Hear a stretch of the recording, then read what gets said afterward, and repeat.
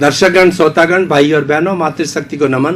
खास, विशेष, मन को शांति देने वाला, हृदय को प्रफुल्लित करने वाला, रोम रोम में प्रसन्नता पैदा करने वाला और हमें समग्र रूप से शिक्षा देने वाला, जीवन के हर कारण को खोल खोल करके बताने वाला, हर वर्ग का समाधान देने वाला, हर समस्या का समाधान देने वाला कार्यक्रम में आप सभी का हार्दिक स्वागत है, अभिनंदन है, सत्कार है। कार्यक्रम में हम प्रतिदिन नए नए विषयों के साथ के अंदर प्रवेश होते हैं और हर विषय हमने कुछ न कुछ शिक्षा देता है, जीवन निर्माण की बात करता है। तो आज हम एक बहुत संतुलित विषय को लेकर के आपके सामने प्रस्तुत हो रहे हैं। तो आज का हमारा विषय है धर्म और अर्थ का समन्वय। भाई और बहनों, दर्शक श्रोतागण, हमारी भारतीय संस्कृति धर्म प्रधान संस्कृति है, आचार प्रधान संस्कृति है और हमारी भाईचारे से ओतप्रोत संस्कृति है, सद्भावना की संस्कृति है, दूसरों को सम्मान देने की संस्कृति है। इसीलिए ये विश्वव्यापी है। इस संस्कृति के अंदर बहुत समृद्धता है। ये संस्कृति किसी का तिरस्कार नहीं करती, ये संस्कृति किसी को नीचा नहीं दिखाती, किसी से घृणा नहीं करती, सबको जोड़ने का काम करती है। इसीलिए भारत एक धर्मगुरु देश रहा है और आज भी है और भविष्य में भी रहेगा, क्योंकि हमारी जो संस्कृति की जो निर्माण की जड़ें बहुत गहरी है।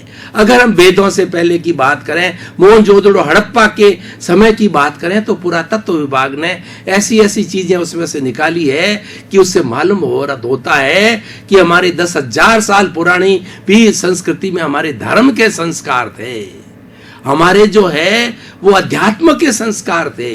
हमारी संस्कृति इस वजह से बहुत गहरी, बहुत समृद्ध और डीप है। और ये संस्कृति तो है पुरुषार्थ चतुष्टय में विश्वास करती है। एक जीवन शैली दी संस्कृति ने कि जीवन को कैसे जिया जाए। उस जीवन को 4 भागों के अंदर बांटा गया।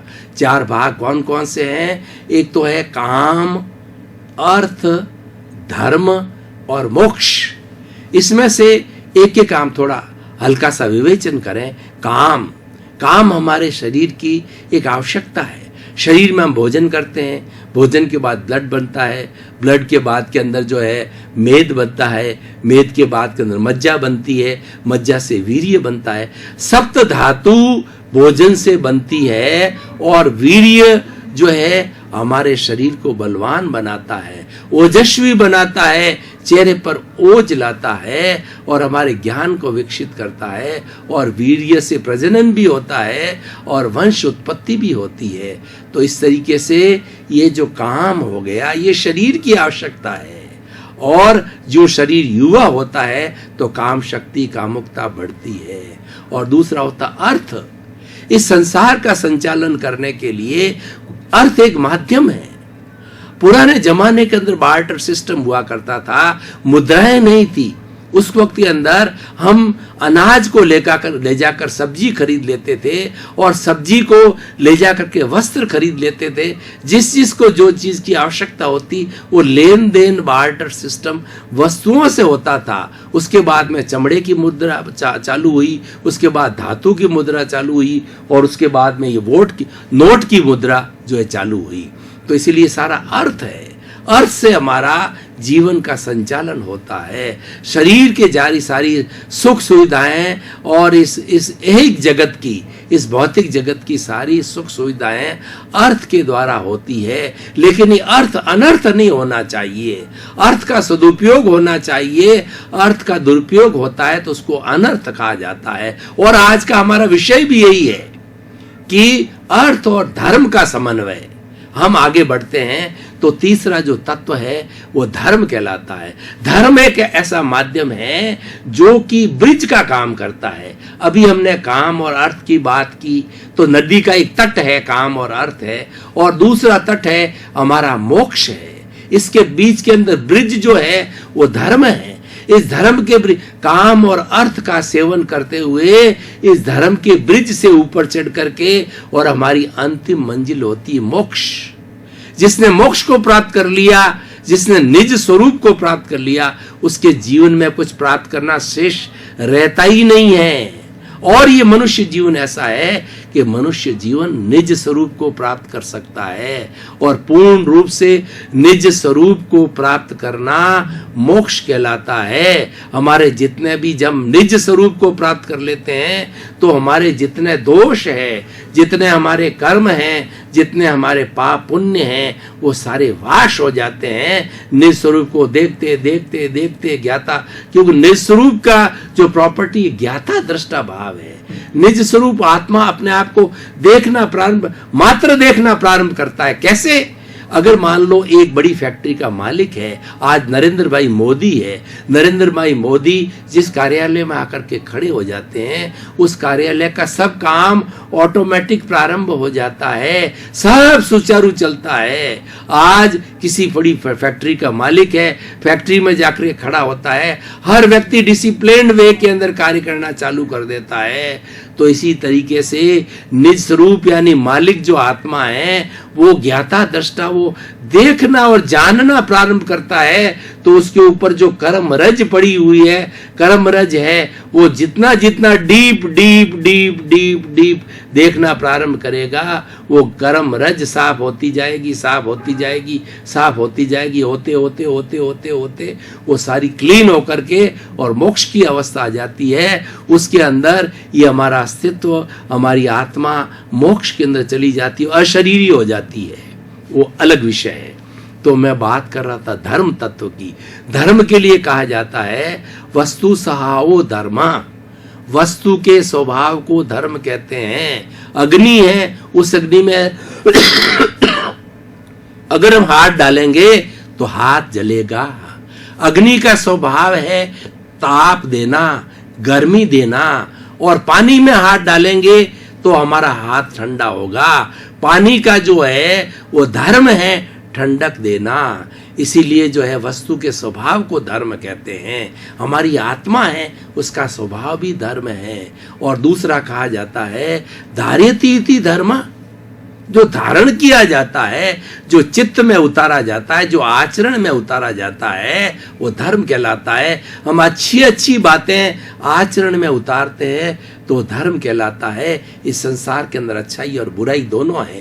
हमारा जो हृदय है उसके अंदर कौरव और पांडव जिस तरीके से कुरुक्षेत्र के अंदर 10 दिन लड़े थे और 10 दिनों के 18 दिन लड़े थे, और उन 18 दिनों के अंदर गीता लिखी गई थी। गीता उसी कुरुक्षेत्र के युद्ध के मैदान के अंदर 18 दिनों के अंदर लिखी गई थी। एक एक दिन का एक एक अध्याय बना था।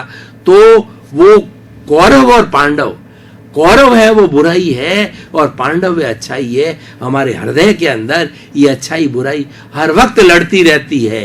अगर अच्छाई हावी होती है, पांडव हावी होते हैं और कौरव जो है नीचे दब जाते हैं, तो हम अच्छा कार्यक्रम करने लग जाते हैं, हम धर्म के खाते में चले जाते हैं। और कौरव विजयी होते हैं, पांडव जो है थोड़ा दबने लग जाते हैं, तो हम बुराई के खाने में चले जाते हैं। और हर व्यक्ति जानता है, अच्छा हम एक चार्ट बनावें। मान लीजिए एक चार्ट के अंदर मैं लिखता हूं कि क्रोध करना, क्रोध, अहंकार, माया, लोभ, झूठ, कपट, मत्सर, हिंसा, तो ये सब बुराई का पार्ट हो गया। उसकी अच्छाई के साथ है कि क्या होगा कि व्यक्ति को शांत रहना, झूठ नहीं बोलना और सत्य बोलना, चोरी नहीं करनी, ब्रह्मचर्य का पालन करना, अप्रिय रहना, किसी का तिरस्कार नहीं करना, हर एक का सम्मान करना, किसी को दुख नहीं देना, बड़ों को प्रणाम करना, प्राकृतिक जीवन जीना, ये अच्छाई का खाना हो गया। तो जो अच्छाई का खाना है वो मान लीजिए एक तरह से धर्म है, वो पुण्य है। और जो बुराई का खाना है वो अधर्म है, वो पाप है। तो अधर्म धर्म जो है एक ब्रिज हो गया। इस ब्रिज के माध्यम से हम आगे चलते हैं। अब क्या है कि जिस संसार के युग के अंदर जी रहे हैं, जो कि अर्थ से चलता है, वो अगर उस अर्थ का, मैं मूल विषय पे आता हूं, उस अर्थ का और धर्म का समन्वय हो जाता है तो सोने पे सुहागा होता है। कैसे? अर्थ हमारी मूल आवश्यकताएं, जो रोटी, कपड़ा, मकान, शिक्षा, चिकित्सा, हमारे जीवन की, हमारे परिवार की मूल आवश्यकताएं, वो अर्थ के द्वारा भरण पोषण होती है। और कोई व्यक्ति पुण्यशाली है कि वो उसके पास में इतना अथाग धन है कि वो आवश्यकताएं तो छोटे से रूप में पूरी हो जाती है, फिर भी बहुत सा धन बचता है। और ऐसा व्यक्ति अगर चिंतन कर ले कि मेरे को अर्थ और धर्म का समन्वय करना है, तो सोने में सुहागा बन जाता है। वो व्यक्ति समाज का एक आदर्श व्यक्ति बन जाता हो, और ऐसे व्यक्ति समाज में बहुत से हो जाते हैं तो समाज स्वर्ग बन जाता है। समाज के अंदर कोई कठिनाई नहीं होती है, समाज में सामंजस्य हो जाता है, समाज में समन्वय हो जाता है, समाज में संतुलन हो जाता है। अब हम देखते हैं कैसे। देखिए कि व्यक्ति ने अर्थ कमाया और वो देखे मैं इसका दुरुपयोग नहीं करूंगा, तो अपना भरण पोषण करने के बाद के अंदर उस अर्थ को वो धर्म के क्षेत्र में लगाएगा। धर्म का क्षेत्र का अर्थ क्या हो गया कि जहां ज्ञान जो है ज्ञान अर्जित होता है, जहां ज्ञान बांटा जाता है, जैसे स्कूलें, विश्वविद्यालय, कॉलेजेस है, उनका निर्माण करना, बच्चों को पाठ्य पुस्तकें दिलाना, टीचर्स का अपॉइंट करना, यानी शिक्षा का सारे जो कार्य है वो एक तरीके से जो धार्मिक कार्य के अंदर आ जाता है, उससे व्यक्ति को ज्ञान मिलता है। और दूसरी तरीके से हम देखें कि हमारे भौतिक जगत के अंदर चिकित्सा की आवश्यकता होती है, वो अपने अर्थ को जो है फालतू खर्च नहीं करके चिकित्सा के खाते में लगाता है, दान पुण्य के खाते में लगाता है। तो हम कह सकते हैं कि जो अर्थ का उपयोग व्यक्ति चैरिटी में करना प्रारंभ कर लेता है, तो वह धर्म और अर्थ का समन्वय हो जाता है। एब्सोल्यूट धर्म होता है वह आत्मशुद्धि साधनम धर्म कहा जाता है। जिस साधन से आत्मा की शुद्धि होती है वो धर्म कहलाता है। तो ये तो प्योर अर्थ के अंदर होता है, ये व्यक्तिगत होता है, ये व्यक्ति तक सीमित रहता है। लेकिन हम समाज के परिप्रेक्ष्य के अंदर देखें तो समाज के अंदर जो अर्थाभाव के लोग हैं, जिन लोगों को आवश्यकता है चीजों की और उनके पास में साधनों की कमी है, उन साधनों की पूर्ति जो है वो ऐसे लोगों के साथ में जिनके साथ में बहुत ज्यादा अर्थ है उनसे पूर्ति हो जाती है। अब भाइयों और बहनों, दर्शकगण, आज इस टॉपिक को मैं वर्तमान के सिनेरियो से जोड़ता हूं और सामाजिक उपयोगिता से जोड़ता हूं, इसकी रिलीवेंस से जोड़ता हूं और इसकी प्रासंगिकता से जोड़े। तो अगर अर्थ और धर्म का समन्वय हो जाता है तो आज हमारे जो गरीब और अमीर की खाई है वो सरकार को मेहनत नहीं करनी पड़ेगी, वो अपने आप ही वो पाट ली जाएगी। हर व्यक्ति जो कि अर्थवान है उसको मन में करुणा होगी कि मेरे भाइयों का सुधार होना चाहिए, मेरे अभावग्रस्त भाइयों को सुख सुविधा मिलनी चाहिए। ऐसे जब लोगों की संख्या बढ़ती जाएगी तो अभावग्रस्त लोग नहीं मिलेंगे और ऐसे व्यक्ति समाज में होंगे तो भ्रष्टाचार नहीं होगा, वहां पर किसी तरह का अन्याय नहीं होगा, शोषण नहीं होगा, क्योंकि वो लोग अपने अर्थ का जो है सदुपयोग करना लग जाएंगे। और इसको दान से जोड़ा जाता है तो हम उसको एक दूसरे रूप में और देखते हैं कि हमारे पर 4 तरह के ऋण होते हैं।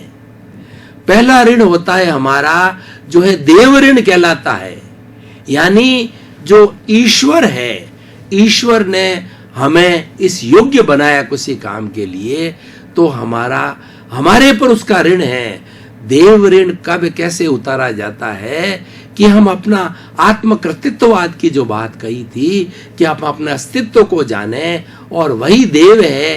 देव भक्ति करना, ईश्वर प्राणिधान, ईश्वर की भक्ति करना, निज स्वरूप का चिंतन करना और माला जाप और इस तरीके से भीतरी जगत के अंदर गोते लगाना।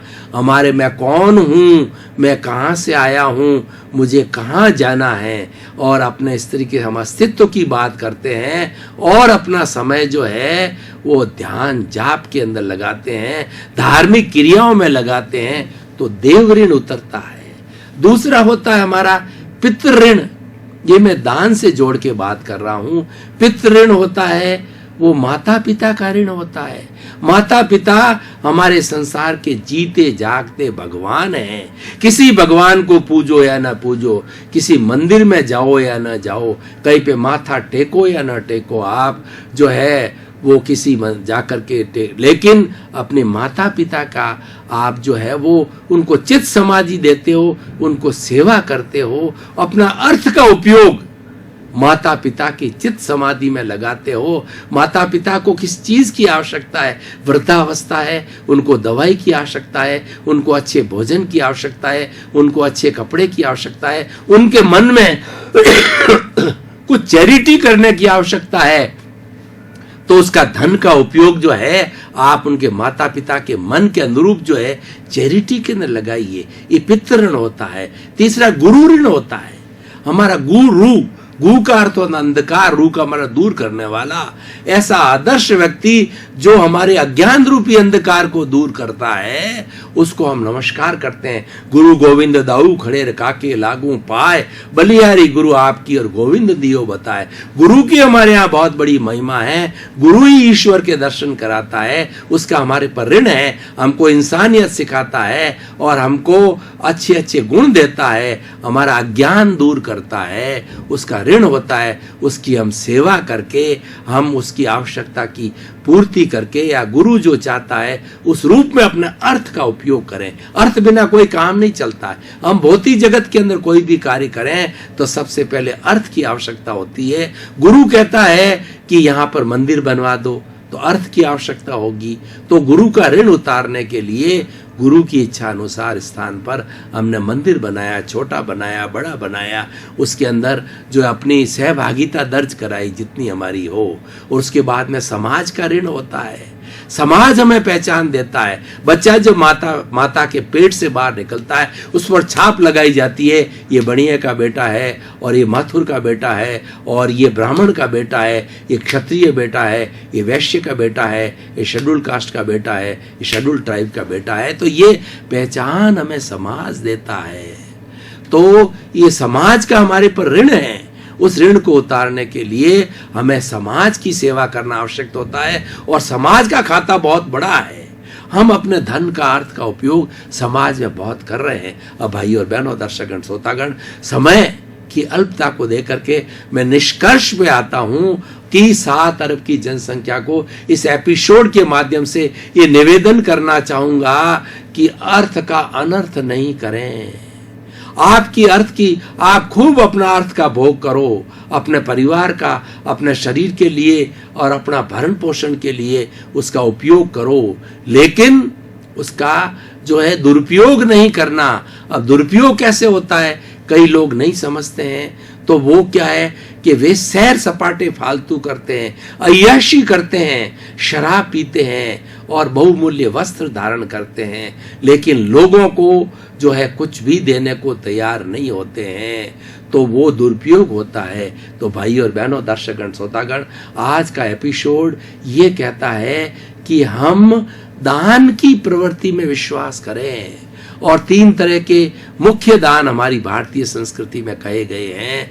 एक तो हमारा दान होता है संयति दान, जो ज्ञान का विस्तार करने वाले साधु सन्यासी होते हैं, वो परमार्थी होते हैं, वो कंचन कामिनी से दूर होते हैं। ऐसे लोगों को जो है हमें उनकी पूर्ति करनी चाहिए। उनके लिए कहा गया दान पुण्य, दान के लिए वो कहा गया है अन्न पुण्य, पान पुण्य, लयन पुण्य, शयन पुण्य, मन पुण्य, वचन पुण्य, काय पुण्य और नमस्कार पुण्य।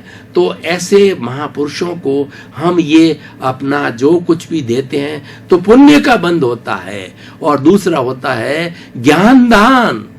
सबसे बड़ा ज्ञान दान होता है कि ज्ञान हमारे अज्ञान को दूर करता है, हमारे निज स्वरूप को रोकने वाली सबसे बड़ी बाधा है। पूरी भारतीय संस्कृति के सभी धर्म दर्शनों ने माना है निज स्वरूप को देखना, प्राप्त करना, जीव को ब्रह्म का आभास होना, वो मुक्ति की ओर ले जाता है।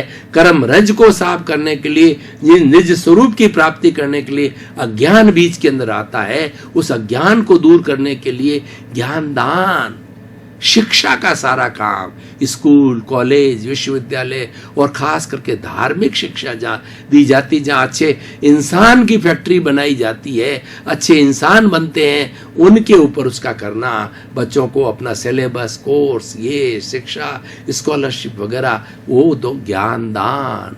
और तीसरा होता है अभय दान। सबसे बड़ा दान है, इस सृष्टि के अंदर 84 लाख जीवा योनि के लोग रहते हैं, छोटे पशु पक्षी वगैरह है। तो जैसे कि पृथ्वी का है, आपका तेजस का, वायु का, वनस्पति का, ये जो चीजें इसके अंदर भी आत्माएं होती है।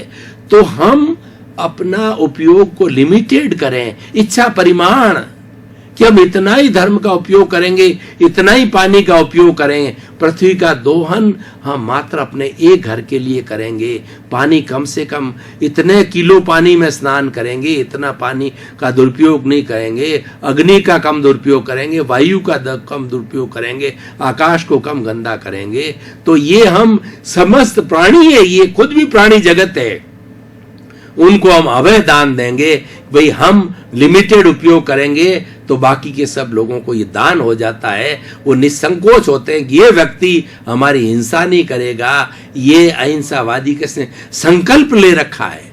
हमें अभय दान का संकल्प लेना है कि हम निरपराध प्राणी की हत्या नहीं करेंगे, हम आवश्यकता से अधिक संग्रह नहीं करेंगे, आवश्यकता के अधिक वस्तुओं का भोग नहीं करेंगे, जिसके अंदर आत्मा का निवास होता है उनका हम हिंसा नहीं करेंगे, हनन नहीं करेंगे, दोहन नहीं करेंगे, उनको मारेंगे नहीं, हिंसा नहीं करेंगे। तो इस तरीके से भाई और बहनों, दर्शकगण, श्रोतागण, कितना बड़ा विशाल विषय है। अगर 7 अरब की जनसंख्या अर्थ और धर्म का समन्वय प्रारंभ कर दे तो ये वसुधैव कुटुंबकम, जो कि एक स्वर्ग है, और इस स्वर्ग के अंदर अभी कुछ बुराइयां आ गई है। दर्शकगण, श्रोतागण, भाई और बहनों, आपका बहुत बहुत धन्यवाद, आपके प्रति कृतज्ञता, आपके प्रति साधुवाद। आप कार्यक्रम की आत्मा हो, कार्यक्रम को आप बड़ी लगन के साथ, निष्ठा के साथ देखते हो और जीवन के अंदर उतारते हो। कार्यक्रम का लक्ष्य यही है कि ज्यादा से ज्यादा लोग सुधरे, लोगों में रूपांतरण हो। आपके प्रति मंगल भावना शुभ।